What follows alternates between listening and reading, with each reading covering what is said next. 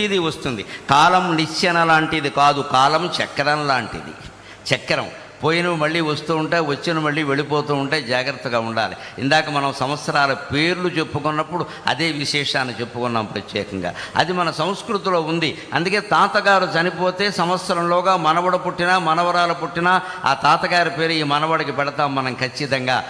ఆ మామగారు కూడా ఉండి మా పెనిమిటి వాడిని ఎవరు ఏమి అనడానికి వీలు లేదు అంటుంది. అంటే తాతగారు ఎక్కడికి పోలేదు, మళ్ళీ మనవడైన ఇంట్లో పుట్టాడయ్యా అని చెప్పడం. ఇప్పుడు కొత్త కొత్త పేర్లన్నీ పెడుతున్నారు, కానీ పూర్వం అమ్మమ్మ పేరు, తాతయ్య పేరు, మా అమ్మ పేరే పెట్టేవారు. వాళ్ళని కూడా వీళ్ళ ఆశయాలకు అనుగుణంగా దానికి తగ్గట్టుగా పెంచేవారు. అది మన సంస్కృతి. అందుకే శిశిర ఋతువులో రాలిపోయిన ఆకులన్నీ వసంత ఋతువులో మళ్ళీ వస్తున్నాయి.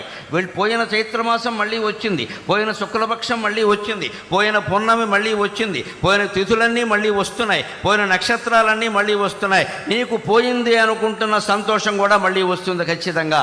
ఈ ఆశావాదమే ఉగాది. ఆశావాదమే ఉగాది. రాలిన ఆకు మేల్బసిడి రాగముగా చిగురించు ఎండుదై వ్రాలిన మ్రోడు జీవరశరమ్య శిరస్సున పైకి లేచు. ఎండుదై వ్రాలిన మ్రోడు జీవరశరమ్య శిరస్సున పైకి లేచు. పాల్మాలిన లోకమందు అవమానము కండు ఘటిల్లెనంచు గగ్గోలుగా నేర్చెదేలా. పాల్మాలిన లోకమందు అవమానము కండు ఘటిల్లెనంచు గగ్గోలుగా నేర్చెదేలా. నవకోరక రాగము కోకిలమ్మయే హేలగ పాడుచున్నది. నవకోరక రాగము కోకిలమ్మయే హేలగ పాడుచున్నది. ప్రహేళికలన్ పగిలింపరమ్మికన్. ప్రహేళికలన్ పగిలింపరమ్మికన్. ఒక కుటుంబాన్ని నడిపేటువంటి మనకే పజిల్స్, ప్రహేళికల్ లాంటి సమస్యలు ఉంటాయి. ఒక రాష్ట్రాన్ని నడుపుతున్న వ్యక్తికి ఎన్నుంటాయో నాకు తెలుసు. నాకేమీ తెలియని విషయం కాదు. ప్రహేళికలు అన్నీ పజిల్స్. ఆర్థికమైనవి, మానసికమైనవి, శారీరకమైనవి, పార్టీ పరంగా ఉండేవి, ప్రభుత్వ పరంగా ఉండేవి, ప్రజల పరంగా ఉండేవి, అనేక రకాలు ఉంటాయి. వాటిని ఛేదించడానికి ఉపాయం ఏమిటంటే రాలిన ఆకు మేల్పసిడి రాగముగా చిగురించు. చెట్టు కింద రాలిపోయిన ఆకు రాలిపోయిన 15 రోజులకు చూడు మళ్ళీ పైన చిగురాకు రూపంలో కనిపించింది ఖచ్చితంగా. అలాగే అన్నింటికీ ఆశాదీపం ఉంటుంది ఖచ్చితంగా, వెలుగుతూ ఉంటుంది. మనం దాన్ని అందుకోగలగాలి. ఎండుదై వ్రాలిన మ్రోడు జీవరశరమ్య శిరస్సున పైకి లేచు. మొదలు కూడా మిగలకుండా కొన్ని చెట్లు ఖండించేస్తారు మానవత్వం లేకుండా. కానీ ఆ చెట్టుకి ఎంత పట్టుదల ఉందంటే నన్ను నువ్వు మొదలంటా ఖండించినా నేను మళ్ళీ చిగురు వేస్తా అని నెల తిరగకుండా అది చిగురిస్తోందండి. చెట్టు నుంచి మనం ఎన్ని పాఠాలు నేర్చుకోవాలి, చెట్టు నుంచి మనం ఎన్ని పాఠాలు నేర్చుకోవాలి. నేను మళ్ళీ చిగురిస్తా అని అంత బండరాజులా ఉండిపోయిన చెట్టు కూడా మళ్ళీ చిగురుస్తోంది ఖచ్చితంగా. అలాగే పాల్మాలిన లోకమందు అవమానము కండు ఘటిల్లెనంచు గగ్గోలుగా నేర్చెదేలా. నన్నెవరో అవమానించారు, నా గురించి ఏదో అనుకుంటున్నారు, ఇవన్నీ మనం ఆలోచించాల్సిన విషయం కాదు. విశ్వావసునామ సంవత్సరం మనకి ఇస్తూ ఉన్నటువంటి ఖచ్చితమైనటువంటి ప్రబోధం అదే.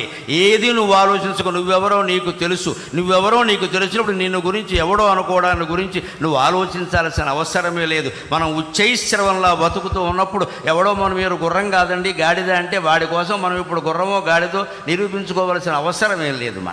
మనం ఏమిటో మనకు తెలుసు. ఆత్మవిశ్వాసం చాలా ముఖ్యం. ఆ విశ్వాసంతో నువ్వు ముందుకు దూసిగడితే ప్రహేళికలన్ పగిలింపరమ్మికన్. అన్ని రకాల పజిల్స్, ప్రహేళికలన్నింటినీ ఛేదించుకుని మనం ముందుకు వెళ్ళగలం ఖచ్చితంగా. అటువంటి ధైర్యం రాష్ట్ర ప్రభుత్వాధినేతకి ఇప్పటికీ ఉంది. మనందరికీ కూడా అటువంటి ధైర్యం మనకు కలగాలి. ఆయన ధైర్యమే ఆయనకి శ్రీరామ రక్ష, ఆయన ధైర్యమే మనకి శ్రీరామ రక్ష.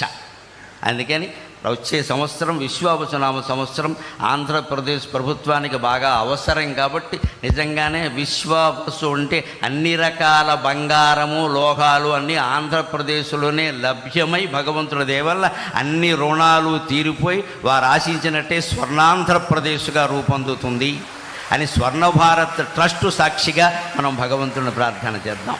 స్వర్ణం ఉన్న చోట స్వర్ణమే ఉంటుంది.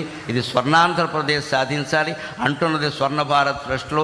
నాకు నిన్న ఈ ట్రస్ట్ గురించి కూడా ఒక్క వార్త నిన్ననే పేపర్లో చూసి ట్రస్టు అధిపతులకు నేను నమస్కారం చేసుకున్నా.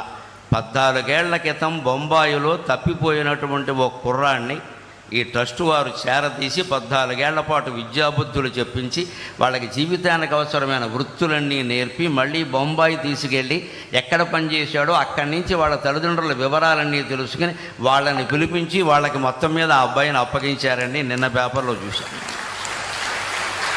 అందుకని మా అమ్మాయి ఇలాంటిదైనా దీప గారిని నేను ఆశీర్వదిస్తూ ఉన్నాను. నిజంగా ఇంత ట్రస్ట్ నడుపుతూ ఇంతటి మంచి కార్యక్రమాలు చేస్తూ నేను చూసి ఈ ట్రస్ట్ ఇంత గొప్పదా, దీనిగా నేను వెళ్ళబోతున్నదని నేను చాలా సంతోషించాను. నిజంగా దీన్ని ఆదర్శంగా తీసుకుని మనం స్వర్ణాంధ్రప్రదేశ్ నిర్మాణానికి ఎంత చేయాలో అంతా చేద్దాం. ప్రభుత్వానికి పూర్తిగా సహకరిద్దాం అన్ని విధాల. ముందు ఒక్క విజ్ఞప్తి, ప్రభుత్వానికి కట్టవలసిన పన్నులన్నీ రూపాయి ఎగ్గొట్టకుండా కట్టేద్దాం. అది చాలు, ఇంకేమవుతాయి. అది ఒక్క పని మనం చేసి మళ్ళీ ఏమండి నాకు అవకాశం ఊరికే గోక్కుండా మనం మొత్తం అన్నీ కట్టేస్తే అన్ని ప్రభుత్వాలు బాగానే నడిస్తే. పూర్వం నుంచి ప్రభుత్వాలు పన్నుల మీద ఆధారపడి నడిచే. అందుకని అవన్నీ మనం సక్రమంగా ఏదీ లోటు చేయకుండా కట్టేస్తే అన్నీ బాగుంటాయి. అటువంటి చిత్తశుద్ధి నిజాయితీతో జీవించడానికి, సత్యానికి ధర్మానికి కట్టుబడి ఉండడానికి నా ఈ ప్రవచనం ఏమాత్రం ఉపయోగపడినా నేను ధన్యుణ్ణి. నాకు ఈ 4 మాటలు నేర్పిన మా అమ్మ ధన్యురాలు. స్వస్తి. చాలా చాలా సంతోషం. గరికపాటి నరసింహారావు గారికి స్వర్ణభారత్ ట్రస్ట్ తరఫున కృతజ్ఞత తెలుసాను. చాలా చక్కగా చేశారు. ఇప్పుడు పెద్దలు వచ్చిన తర్వాత మీకు సన్మానం చేసిన తర్వాత వెళ్తారు. ఇప్పుడు ఈ కార్యక్రమానికి ముఖ్య అతిథిగా ఇచ్చిన మనందరి ప్రియతమ ముఖ్యమంత్రి నారా చంద్రబాబు నాయుడు గారిని వేదిక మీదకి రావాల్సిందిగా కోరుతున్నాను. అలాగే స్వర్ణభారతి స్ఫూర్తి ప్రదాత పెద్దలు 13వ ఉపరాష్ట్రపతి వెంకయ్యనాయుడు గారిని, అలాగే ఉషమ్మ గారిని వేదిక మీదకి రావాల్సిన కోరుతున్నాం. అలాగే కొల్లు రవీంద్ర గారిని వేదిక మీదకి రావాల్సినాం. అలాగే ఎంపీ బాలశౌరి గారిని